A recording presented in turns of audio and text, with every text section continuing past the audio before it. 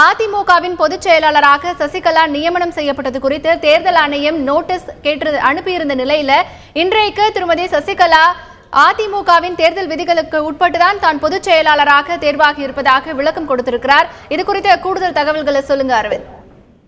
அதிமுகவின் பொதுச் செயலாளராக சசிகலா தேர்ந்தெடுக்கப்பட்டதை எதிர்த்து மொத்தம் 4 புகார்கள் இந்திய தேர்தல் ஆணையத்திடம் கொடுக்கப்பட்டிருந்தது. ஒரு புகார் கே சி பழனிசாமி, அடுத்தது மதுசூதனன், அதே போல மைத்ரேயன் மற்றும் 6 பேர் மற்றும் மைத்ரேயன் மற்றும் 12 பேர், மொத்தம் 4 புகார்கள் இந்திய தேர்தல் ஆணையத்திடம் கொடுக்கப்பட்டிருந்தது. இந்நிலையில் இந்த 4 புகார்களுக்கும் பதிலளிக்குமாறு இந்திய தேர்தல் ஆணையம் சசிகலாவுக்கும் அதே போல அதிமுக தலைமைக்கும் ஒரு நோட்டீஸை அனுப்பியிருந்தது. இந்நிலையில் பிப்ரவரி 28ஆம் தேதி இந்த 4 புகாருக்கும் சசிகலா தரப்பில் அதிமுகவின் துணை பொதுச் செயலாளராக டிடிவி தினகரன் தன்னுடைய பதிலை கடந்த பிப்ரவரி 28ஆம் தேதி இந்திய தேர்தல் ஆணையத்திடம் கொடுத்திருந்தார். இந்நிலையில் கடந்த வார வெள்ளிக்கிழமை இந்திய தேர்தல் ஆணையம் அந்த பதிலை பரிசீலித்து பார்க்கும்போது அனைத்து பதிலுமே டிடிவி தினகரன் பெயரில் இந்திய தேர்தல் ஆணையத்திடம் சமர்ப்பிக்கப்பட்டிருந்தது. அதில் டிடிவி தினகரன் அதிமுகவின் துணை பொதுச் செயலாளர் என்ற பதவியின் என்ற பொறுப்பின் அடிப்படையில் அவர் இந்த பதிலை இந்திய தேர்தல் ஆணையத்திடம் சமர்ப்பித்திருந்தார்.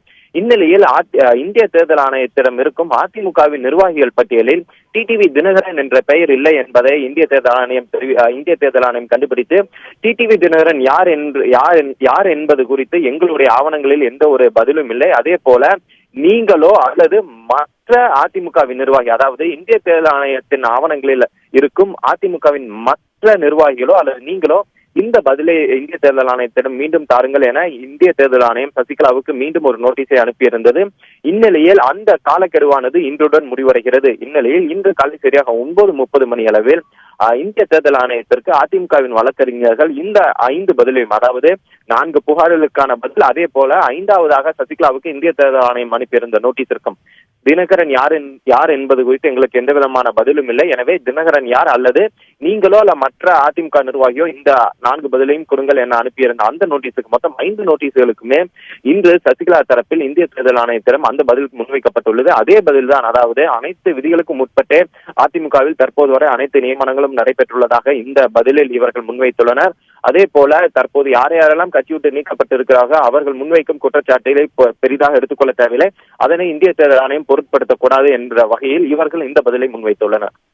அரவிந்த், இப்போ தேர்தல் ஆணையத்திற்கு அதிமுக பொதுச் செயலாளர் திருமதி சசிகலா அதிமுக தேர்தல் விதிகளுக்கு உட்பட்டே அனைத்து நியமனங்களும் நடைபெற்றுள்ளன என்று விளக்கம் கொடுத்திருக்கிறார். இதற்கு அடுத்தபடியாக தேர்தல் ஆணையத்தின் நடவடிக்கை என்னவாக இருக்கும்?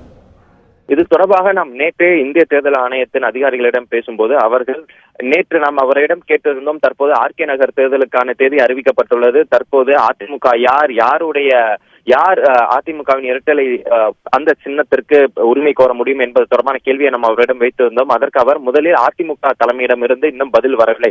தற்போது இந்திய தேர்தல் ஆணையம் அனுப்பியிருந்த நோட்டீஸுக்கு அதிமுக தலைமை நேற்று மாலை வரை பதில் அனுப்பவில்லை.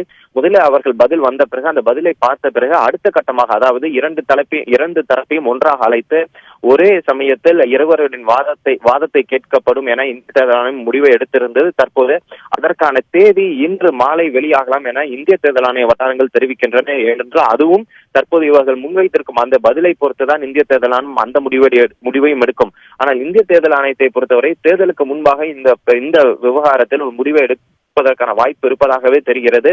தற்போது அதற்கான வாய்ப்பு இல்லை என முடிவானால் இந்திய தேர்தல் ஆணையம் மற்ற நடவடிக்கையில் ஈடுபடுவதற்கான வாய்ப்பும் உள்ளது. அரவிந்த், இப்போ பன்னீர்செல்வம் ஆதரவாளர்கள் தான் இந்த புகாரை இந்திய தலைமை தேர்தல் ஆணையரிடம் கொடுத்தாங்க. இப்போ திருமதி சசிகலா விளக்கம் அளித்திருக்கக்கூடிய நிலையில பன்னீர்செல்வம் ஆதரவாளர்களின் அடுத்த கட்ட நடவடிக்கை என்னவாக இருக்கும்? நான் முன்பே சொன்னது போல இந்த இந்திய தேர்தல் ஆணையத்தை பொறுத்தவரை எதுவும் ஒரு நீதிமன்ற வழிகாட்டுதலின்படியிலே ஒரு நீதிமன்றத்தின் நடைமுறையிலே இந்த செயல்பாடும் இருக்கும். அதாவது முதல் தரப்பு ஒரு புகாரை அளிக்கும், அதற்கு எதிர் தரப்பு பதிலை தரும். இந்நிலையில் 2 தரப்பையும் ஒன்றாக அழைத்து இருவருடைய வாதத்தையும் ஒன்றாக கேட்பார்கள். அதனைத் தொடர்ந்து இந்திய தேர்தல் ஆணையம் முடிவை அறிவிக்கும். அதுதான் ஒரு நடைமுறை. தற்போது புகார் கொடுக்கப்பட்டுள்ளது, அதற்கு பதிலாகவும் தற்போது எதிர் தரப்பு பதிலையும் சசிகலா தரப்பு பதிலையும் கொடுத்துள்ளது.